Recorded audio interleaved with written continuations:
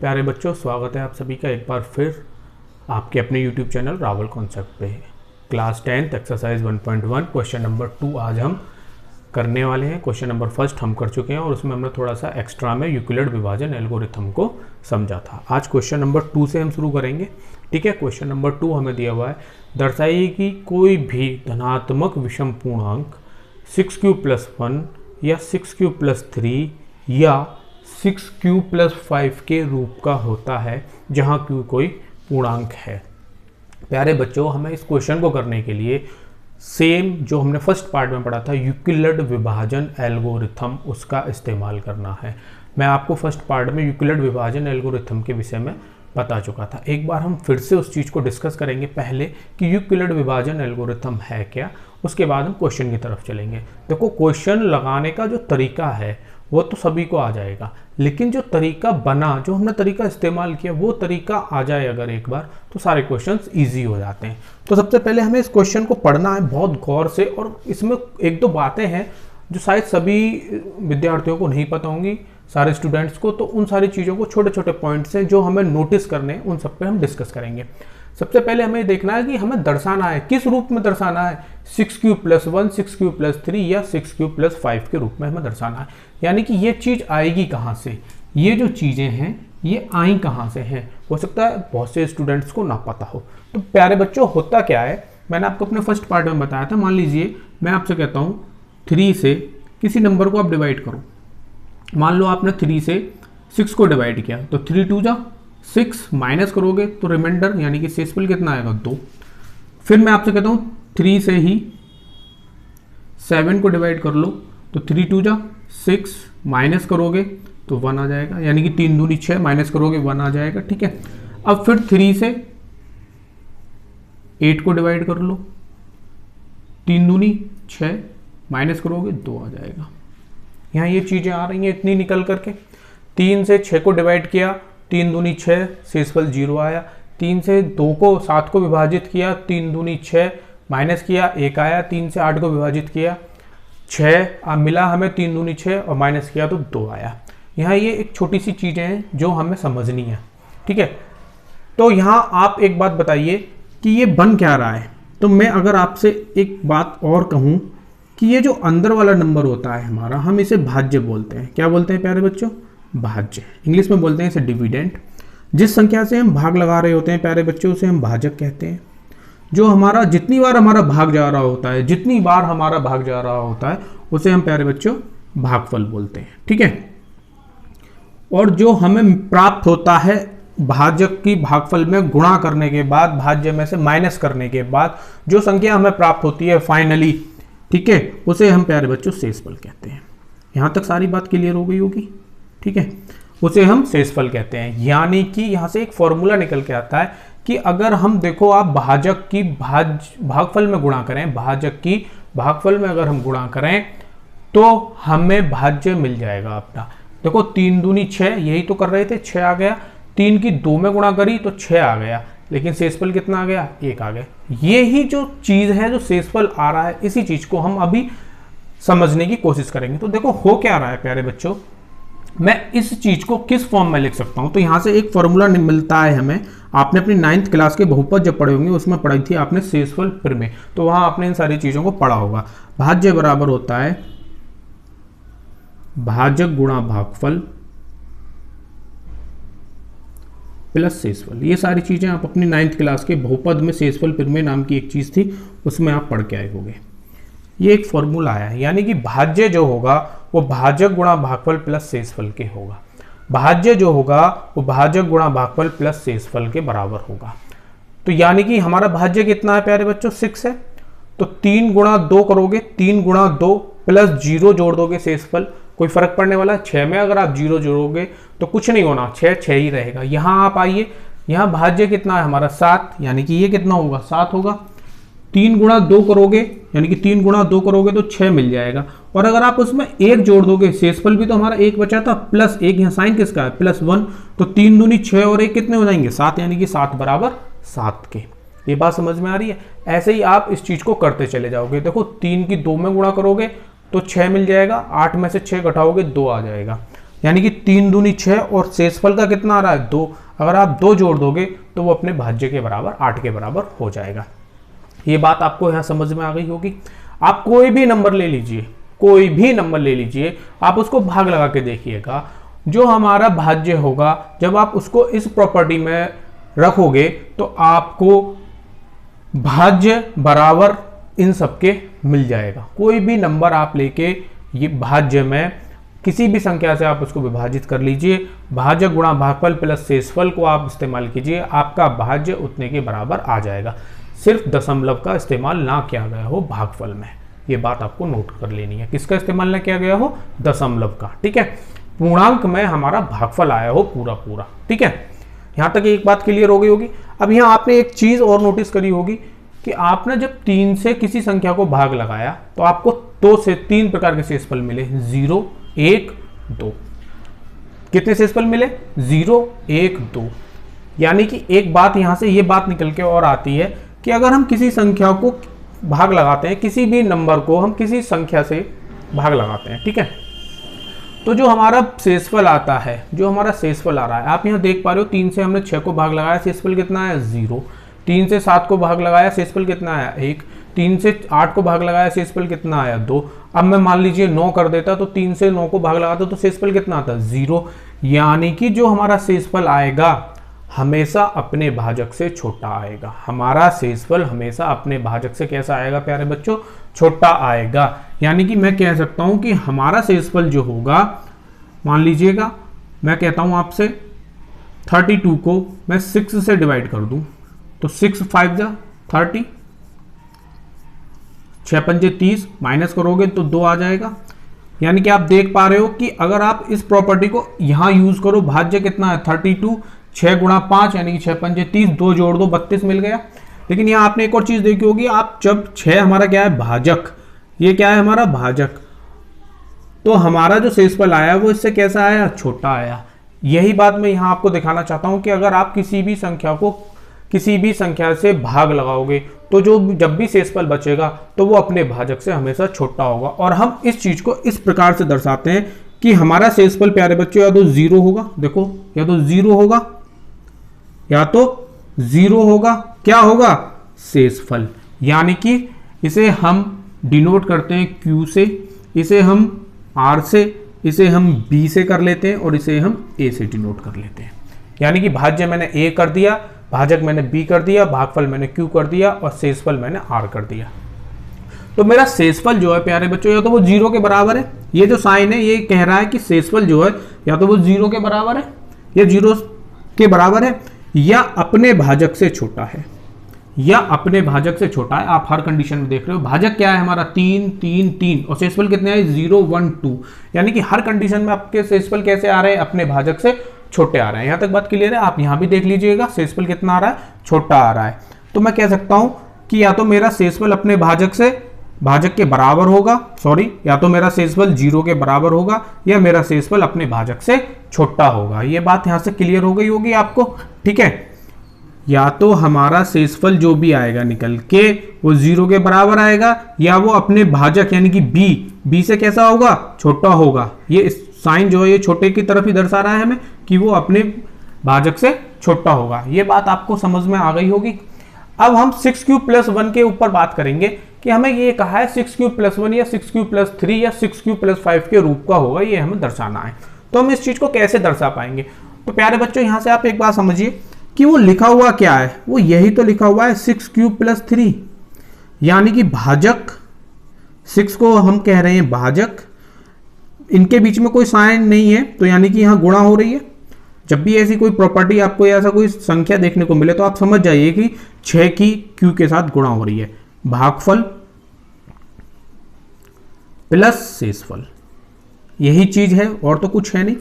6³ + 3 को मैंने यहां रखा, मैंने आपको बताया 6 भाजक गुणा भागफल प्लस शेषफल, ये जो है ये है हमारा भाजक गुणा भागफल प्लस शेषफल, इस रूप का होगा। ये हमसे पूछा है उसने, कोई भी संख्या हो सकती है जिसे हम यहाँ, हमारा भाजक क्या होगा प्यारे बच्चों? यहाँ हमारा भाजक 6 होगा, Q मैंने क्या बताया था? भागफल होगा, और R यानी कि +1 + 1 + 3 + 5 सारे क्या होंगे? हमारे भागफल होंगे, सॉरी शेषफल होंगे, माफ कीजिएगा, क्या होंगे, शेषफल होंगे। ठीक है, प्लस 5 पे ही क्यों रुक गया, क्योंकि उसे मालूम है कि हमारा भाजक कितना है 6, या तो हमारा भाजक जब 6 है, अगर हम 6 से किसी संख्या को विभाजित करेंगे तो हमें क्या क्या प्राप्त हो सकता है शेषफल में, 0 1 2 3 4 5, यही हमें शेषफल प्राप्त होंगे, इससे ज्यादा हमें कोई शेषफल प्राप्त नहीं होंगे। आप इस चीज को समझ गए होंगे। ठीक है, अब हम क्वेश्चन की तरफ चलेंगे, क्वेश्चन हमसे कह क्या रहा है और हमें उसको करना कैसे है। ठीक है, तो इसको साफ कर लेते हैं, आप इसको समझ लीजिए। ठीक है, फिर हम इसको साफ करके क्वेश्चन की तरफ चलते हैं। प्यारे बच्चों, हमसे उसने कहा है धनात्मक विषम पूर्णांक के रूप का होगा। ठीक है, अभी हमने जो आपको बताया वो मैंने साफ कर दिया है। ठीक है, धनात्मक विषम पूर्णांक के रूप का होगा, यह बहुत ध्यान देने वाली बात है। जब भी वो पूर्णांक की बात करेगा, यूक्लिड एल्गोरिथम में, तो जो हमारे पूर्णांक होंगे वो कैसे होंगे, धनात्मक होंगे। पूर्णांक आप लोग जानते हो, पूर्णांक 2 प्रकार के होते हैं, ऋणात्मक और धनात्मक। आप 9th क्लास में फर्स्ट चैप्टर में इन सारी चीजों को पढ़ के आए होंगे। ठीक है, तो वो बात कर रहा है यहाँ धनात्मक विषम पूर्णांक की। ठीक है, तो मैं कह रहा हूं कि मैंने भाजक क्या माना है, मेरा भाजक क्या है, यहां से इस रूप में अगर मेरे को इस चीज को दर्शाना है तो भाजक मेरा 6 है। भागफल प्यारे बच्चों मेरा कितना होगा, यहाँ q है, कोई पूर्णांक होगा, क्योंकि उसने कहा है q कोई पूर्णांक है, यानी कि q की कोई वैल्यू आ रही होगी, q का कोई मान आ रहा होगा। जैसे यहाँ भाजक 6 है, ऐसे q का कोई मान होगा। ठीक है, इसमें हमें नहीं पढ़ना है। और शेषफल कितना दे रखा है, शेषफल हमें 3 प्राप्त कर रखे हैं उसने। यहाँ बहुत गौर करने वाली बात है। ठीक है, शेषफल जो है वो हमें उसने ये 3 शेषफल हमें दिए हुए हैं, 1 3 और 5 के रूप का होगा, इतनी सी बात है। ठीक है, अब आप इस चीज को समझिए। पहले आप क्वेश्चन को देखिएगा, क्वेश्चन कहता है धनात्मक विषम पूर्णांक, यानी कि जब मेरा भाजक 6 है और पूर्णांक कैसा है, धनात्मक विषम पूर्णांक, यानी कि भाजक ये है, भागफल ये है, शेषफल इतने इतने आ रहे हैं। तो यानी कि जब मैंने किसी संख्या को भाग लगाया होगा, 6 से मैंने किसी संख्या को भाग लगाया होगा, तो वो संख्या कैसी रही होगी, वो संख्या विषम संख्या रही होगी। आप गणित की कोई भी बड़ी से बड़ी विषम संख्या उठा लीजिए, कोई भी जो आपका मन करे, और आप उसको 6 से भाग लगा के देखिए प्यारे बच्चों, उसको 6 से भाग लगा के देखिए, आपको शेषफल 1 3 5, इससे ज्यादा कुछ नहीं बच सकता। या तो 1 बचेगा, या 3 बचेगा, या 5 बचेगा। ठीक है, तो हमें इस क्वेश्चन को एग्जाम के पॉइंट ऑफ व्यू से कैसे करना है, उस चीज को हम लिखते हैं। भाई हमें दर्शाना क्या है, हमें दिखाना क्या है, तो हम लिखेंगे दर्शाना है a बराबर 6q + 1, 6q + 3 और 6q + 5। हमें यही चीज तो शो करानी है, वो हमसे यही तो कह रहा है कि हमें ये चीज दिखाइए आप कि 6q + 1, 6q + 3, 6q + 5 क्या है। अब आप कह रहोगे सर ये a क्या है, तो मैं आपको बता देना चाहता हूं, माना a कोई धनात्मक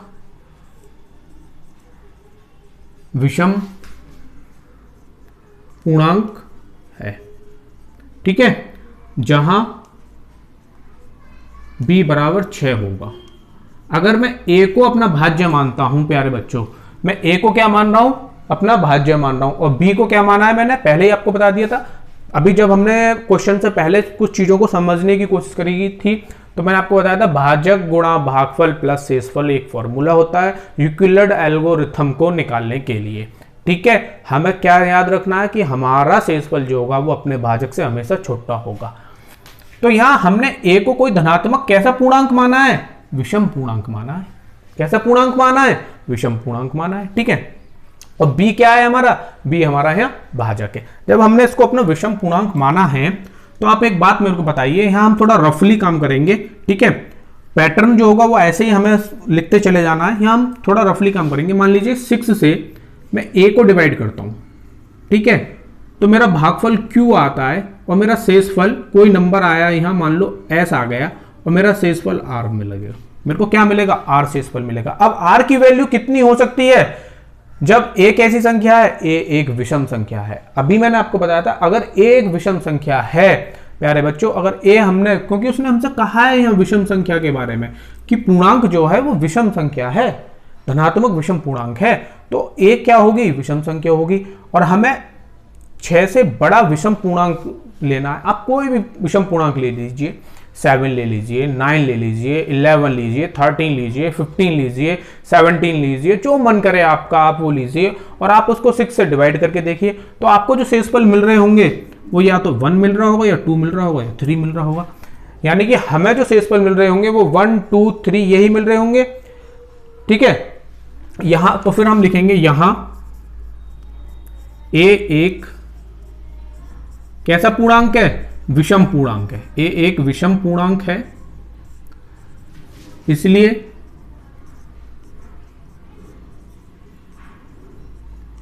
शेषफल भी विषम प्राप्त होंगे। अभी मैं इस बात को क्लियर करूंगा, वीडियो थोड़ा लंबा होगा, इसमें कोई शक नहीं है, लेकिन पूरा अगर आप देख लोगे, समझ लोगे, ठीक है, तो आपको क्वेश्चन लगाने में कभी कोई दिक्कत नहीं आने वाली है एग्जाम में। ठीक है, तो भाई हम कह रहे थे यहां एक विषम पूर्णांक है, इसलिए शेषफल भी हमारा कैसा प्राप्त होगा, विषम प्राप्त होगा। तो शेषफल हमारे क्या क्या प्राप्त हो सकते हैं, अभी मैंने आपको बताया कितने कितने, 1 2 नहीं आएगा, सॉरी यहां 2 नहीं आ सकता, 1 3 5, हमें सिर्फ इतने ही शेषफल प्राप्त होंगे अगर ए हमारा विषम है। शेषफल जो हमें प्राप्त होंगे वो होंगे 1 3 और 5। ठीक है, 1 3 और 5 यही हमें प्राप्त होंगे। हमें कितने शेषफल प्राप्त होंगे, इतने प्राप्त होंगे। मान लीजिएगा रफली कार्य हम इधर ही करेंगे। ठीक है, थोड़ा सा और बढ़ा लेते हैं जिससे कि आपको दिखता रहे, दिक्कत ना आए कोई। ठीक है, रफली कार्य करने के लिए मान लीजिए मैंने 6 से ए को मैं 7 मान लूं। ठीक है, तो 6 बन जा 6 एकम 6, शेषफल कितना आया, 1 आया।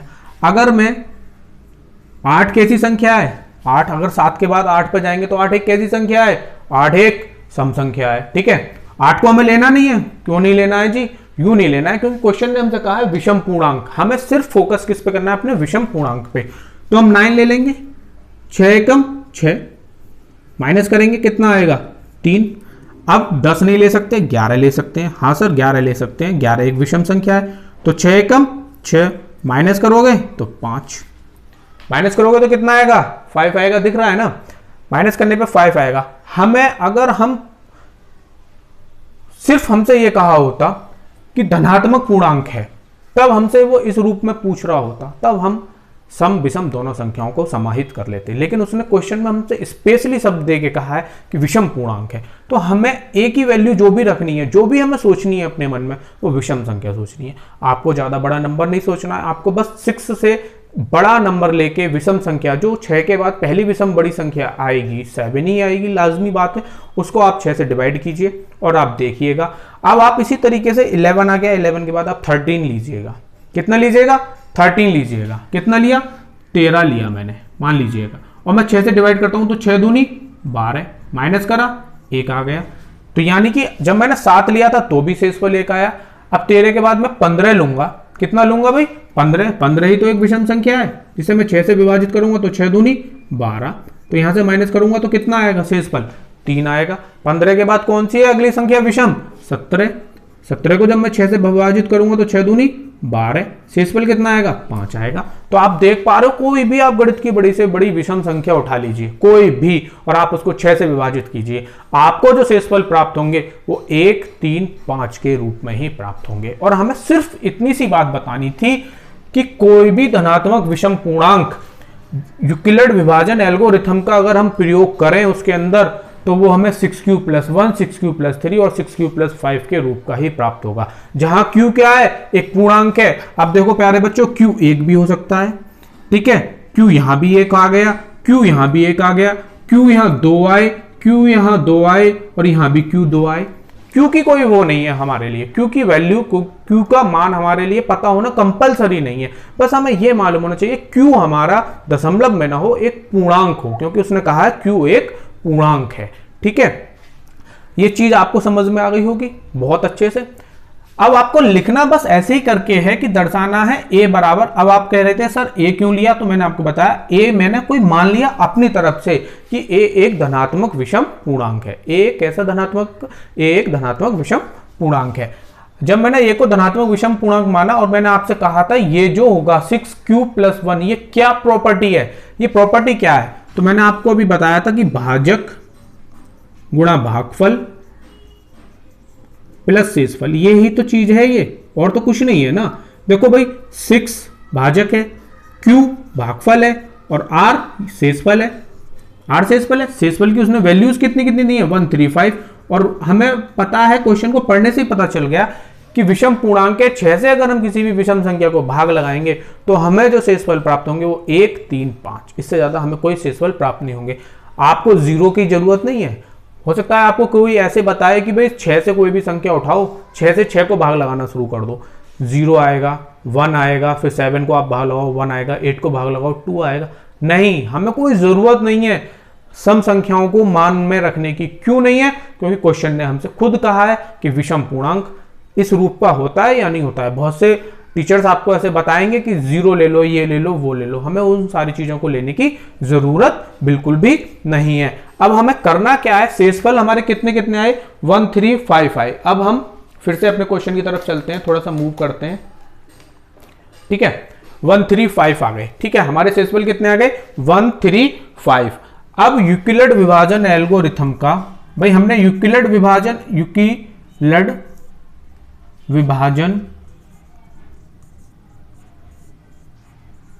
एल्गोरिथम का प्रयोग से, यूक्लिड विभाजन एल्गोरिथम के प्रयोग से हमें, यूक्लिड विभाजन एल्गोरिथम के प्रयोग से हम पाते हैं या हमें प्राप्त होता है, क्या प्राप्त हुआ हमें यूक्लिड विभाजन? ये क्या था? यूक्लिड विभाजन ही तो हम पढ़ रहे थे अभी तक। हमने जब इस चीज का प्रयोग किया तो हमें क्या प्राप्त हुआ? तो हमें प्राप्त हुआ कि 6q + 1 और 6q + 3 और 6q + 5, हमें यही तो दर्शाना था कि 6q + 1, 6q + 3, 6q + 5, ठीक है, एक धनात्मक विषम पूर्णांक के रूप का होता है। एक धनात्मक विषम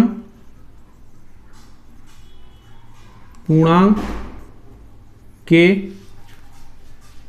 यहां लिख देता हूं, रूप का होता है। एक बार फिर से समझिए प्यारे बच्चों, देखो हमें करना क्या है। हमें जब भी ऐसा कोई क्वेश्चन आए, दर्शाइए कि कोई भी धनात्मक विषम पूर्णांक, तो सबसे पहले हमें ये देखना है कि पूर्णांक की बात कर रहा है। तो मैंने आपसे कहा था पूर्णांक 2 प्रकार के होते हैं, लेकिन यूक्लिड विभाजन एल्गोरिथम का इस्तेमाल करेंगे तो हमें ये बात दिमाग में रखनी है कि वो धनात्मक ही पूर्णांक होगा। हमेशा ये बात याद रखो, वो कैसा पूर्णांक होगा, धनात्मक। ठीक है, अब हमें ये देखना है कि विषम दिया है या सम दिया है या सिर्फ धनात्मक पूर्णांक दिया है। ये 3 चीजें हमारे सामने आएंगी, या तो सम पूर्णांक आएगा, या विषम पूर्णांक आएगा, या सिर्फ धनात्मक पूर्णांक। ये 3 प्रकार से हमें लिखा हुआ मिलेगा। अगर हमसे विषम कहा है तो हमें सिर्फ विषम को सोचना है कि विषम कौन कौन सी संख्या है। हमें भाजक पता होगा, भागफल कुछ भी हो सकता है। जैसे मैंने भी आपको बताया, भागफल यहाँ 1-1 मिल रहे थे, यहाँ से 2-2 मिले। अब मैं 17 के बाद 19 रखना शुरू करता तो भागफल 3-3 मिलते, 25 से स्टार्ट करता तो 4-4 मिलते, 31 से शुरू करता तो 5-5 मिलते। मतलब कि भागफल की कोई मान की कोई वो नहीं है कि निश्चित मान की इतना होना चाहिए, क्योंकि उसने हमें मान नहीं दिया। उसने सिर्फ हमसे कहा है कि Q जो है, Q वो एक पूर्णांक है। बस हमें इतनी सी बात को याद रखना है। ठीक है, तो फिर हमें दिखाना है कि दर्शाना क्या है, हमें ये चीज दिखानी है। a बराबर क्यों माना? क्योंकि उसने हमें कोई भी पूर्णांक नहीं दिया, तो हम अपनी मर्जी से a माने और b माने, c माने, कुछ भी मान सकते हो आप। ये कंपलसरी नहीं है कि आप a ही मानो। ठीक है, जब मैंने उसको a मान लिया तो a माना, a कोई धनात्मक विषम पूर्णांक है, तो मैं यहां कह रहा हूं b क्या है, मेरा भाजक है, जहां b क्या होगा, b बराबर 6 होगा। ये b जो है वो किसको डिनोट कर रहा था, भाजक को। किसको डिनोट कर रहा है, भाजक को। यानी कि b जब b बराबर 6 होगा, तो जब मैंने b भाजक माना तो यानी कि a से मैं 6 को ही भाग दे रहा हूँ, सीधी सी बात है। 6 मेरा भाजक होगा। यहाँ एक विषम पूर्णांक है, यहाँ a एक विषम पूर्णांक है, इसलिए शेषफल भी विषम प्राप्त होंगे। ये बात आपको बहुत अच्छे से समझ लेनी है। ठीक है, जब a विषम पूर्णांक है और 6 से आप भाग लगा रहे हो, तो मैंने आपको लगा के दिखाए, तो मेरे को कितने मिले, 1, 3, 5। इससे ज्यादा कोई शेषफल मिल सकता था? नहीं मिल सकता था। इससे पहले मैंने आपको बताया कि आप किसी भी संख्या से भाग लगा रहे हो तो आपको जो शेषफल मिलेंगे वो भाग भाजक से अपने से छोटे मिलेंगे। या तो वो 0 के बराबर होगा शेषफल, या फिर वो अपने भाजक से कैसा होगा प्यारे बच्चों, छोटा होगा। तो ठीक है, शेषफल। अब जब हमने यूक्लिड विभाजन एल्गोरिथम, यूक्लिड विभाजन एल्गोरिथम है क्या, वो यही तो है यूक्लिड विभाजन एल्गोरिथम, वो यही है, यूक्लिड विभाजन एल्गोरिथम ही ये है। ठीक है, जब हमने उसका इस्तेमाल किया तो हमें ये सारी चीजें प्राप्त हो गई। देख लो, बिल्कुल आराम से प्राप्त हो रही है। हर बार शेषफल 1 आ रहा है मेरा। एक आ रहा है, 3 आ रहा है, 5 आ रहा है, 1 आ रहा है, 3 आ रहा है, 5 आ रहा है, यही तो शेषफल आ रहे हैं और वो यही कह रहा है +1 1 3 5। मैंने बताया क्या था आपको, भाज्य बराबर भाज्य गुणा भागफल प्लस शेषफल। दूसरी बात, बी या तो हमारा या तो हमारा शेषफल 0 के बराबर होना चाहिए या 0 से अपने भाजक से छोटा होना चाहिए। शेषफल हमारा या तो 0 के बराबर होगा या अपने भाजक से छोटा होगा। प्लस क्या है, आर लगाना है इसमें हमें और हमारा क्वेश्चन लग जाएगा। ठीक है, तो आप इस चीज को लिख लीजिएगा, समझ लीजिएगा पूरा। ठीक है, वीडियो को पॉज करके मैं आपको एक और चीज बताऊंगा इसी के साथ साथ, कि मैंने बहुत सी जगह देखा है कि वो क्वेश्चन को टीचर्स कैसे कराते हैं। बहुत से टीचर्स को मैंने देखा है, मैं ये किसी को क्रिटिसाइज नहीं कर रहा हूँ, किसी की वो नहीं कर रहा हूँ आलोचना, लेकिन मैं आपको बता देना चाहता हूँ कि मैंने देखा है बहुत से बच्चों को भी कि वो क्वेश्चन को करते कैसे हैं। उन्होंने एक पैटर्न सीख रखा है, बड़ा अजीब सा पैटर्न है, कि वो कह देते हैं, जैसे कि हमसे ये कहा है 6q + 1, ठीक है, और हमसे कह रहा है कि वो एक विषम पूर्णांक होगा, तो वो कह देते हैं कि भाई q बराबर 1 मान लो और 1 जोड़ दो, तो 6 × 6 और 1 7। अब q बराबर आप 2 मान लो और 3 जोड़ दो, 6 दूनी 12 और 3 15।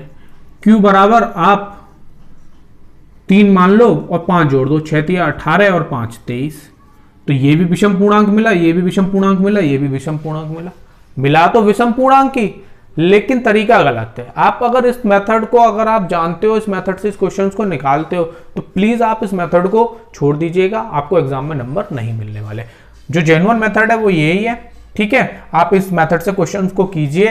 रफ कार्य मैंने आपको समझा दिया, आप जब इस टाइप के क्वेश्चंस की प्रैक्टिस करोगे तो आपको आसानी से ये चीज समझ में आ जाएगी। ठीक है, उम्मीद करता हूँ प्यारे बच्चों आपको ये क्वेश्चन समझ में आया होगा, सारी बातें समझ में आ गई होंगी। अगर वीडियो आपको अच्छा लगा तो प्लीज लाइक जरूर कीजिएगा, शेयर कीजिएगा। ठीक है, और जिसने अभी चैनल सब्सक्राइब नहीं किया है वो सब्सक्राइब जरूर कर ले। मैं क्वेश्चन बाय क्वेश्चन आपको सारी चीजें कराऊंगा। जैसे कि क्वेश्चन नंबर 2 हमने कर लिया, अब क्वेश्चन नंबर 3 की तरफ नहीं जाऊंगा मैं अभी। क्वेश्चन नंबर 3 को मैं छोड़ूंगा, क्वेश्चन नंबर 4 और 5 पहले डिस्कस करूंगा, उसके बाद क्वेश्चन नंबर 3 को मैं आप लोगों को समझाऊंगा। वो इतने बड़े नहीं होंगे, उनमें तो डायरेक्ट मैं करता चला जाऊंगा, और जहां मुझे जरूरत होगी आपको रफली समझाने की, मैं वहां रफली आपको समझाऊंगा। ये आपको यूक्लिड विभाजन एल्गोरिथम समझ में आ गया होगा। ठीक है, तो मिलते हैं अपने अगले वीडियो में।